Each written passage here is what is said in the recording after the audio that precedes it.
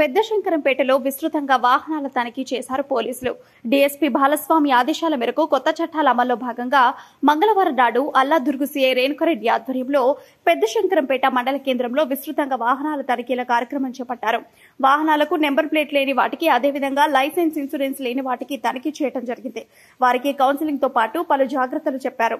Number plate లేని vehicle కు జరిమానా విధించడం జరుగుతుందని, నెంబర్ ప్లేట్ పెట్టిన తర్వాతనే వెహికల్స్ రిలీజ్ చేయడం జరుగుతుంది.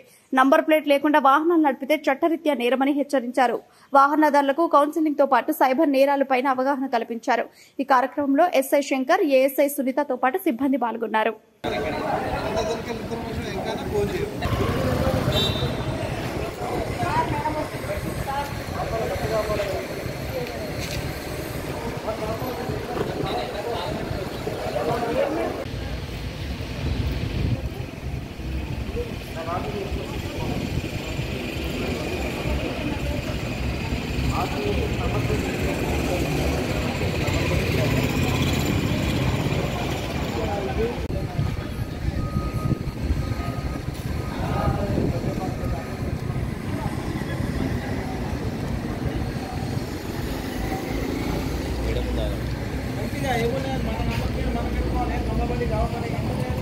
అది ఎన్ని సార్ కొంచెం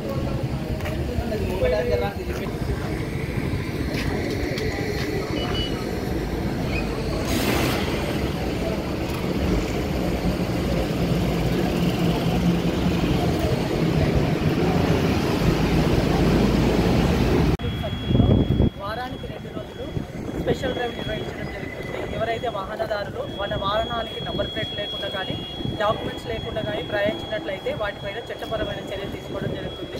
ఈ వాహనదారులు నంబర్ ప్లేట్ లేనట్లయితే, డాక్యుమెంట్స్ లేనట్లయితే, ఏదైనా చర్య జరిగినట్లయితే దానిపైన వాళ్ళకి నష్టమే జరగకుండా వాళ్ళ కుటుంబ సభ్యులు కూడా నష్టపోయే అవకాశం ఉంటుంది.